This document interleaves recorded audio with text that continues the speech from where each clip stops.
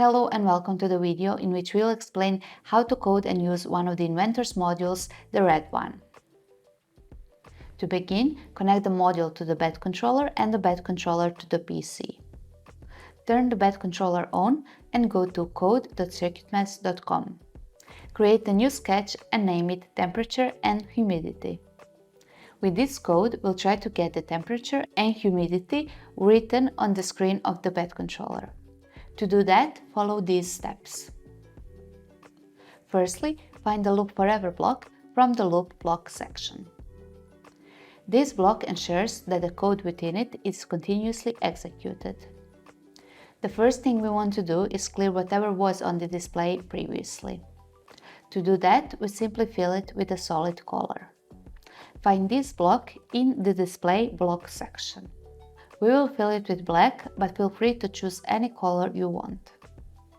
You can do that by clicking on black. Next, we will need a block for writing text. In this part, you'll put what you want to be shown on the screen. The X and Y coordinates determine the text position and the color defines the text color. Go to the text block section, select this block and drag it inside this part.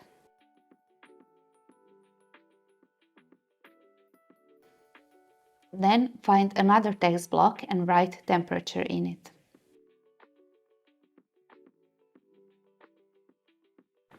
Below that, look for the math block labeled round.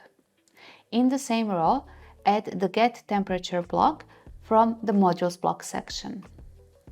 Lastly, take another text block and write C in it. Once you run the code, the screen will display the temperature value in Celsius. The coordinates are set to X5 and Y30 with the text color white. You can experiment with the coordinates and the text colors. Following this large display block, we'll add another similar block that will display the humidity value. You can copy everything we did for the previous block, but a few changes are necessary. Firstly, change the temperature to humidity and Celsius to percentage. Also, instead of get temperature block, choose this block labeled get humidity from the modules block section.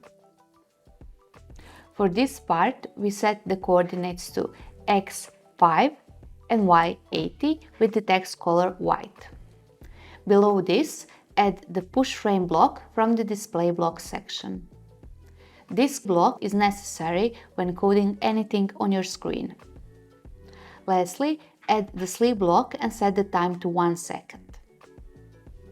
The sleep block will make our program wait for a specific duration before executing the code from the loop forever block again. Click on the Run button and check the screen.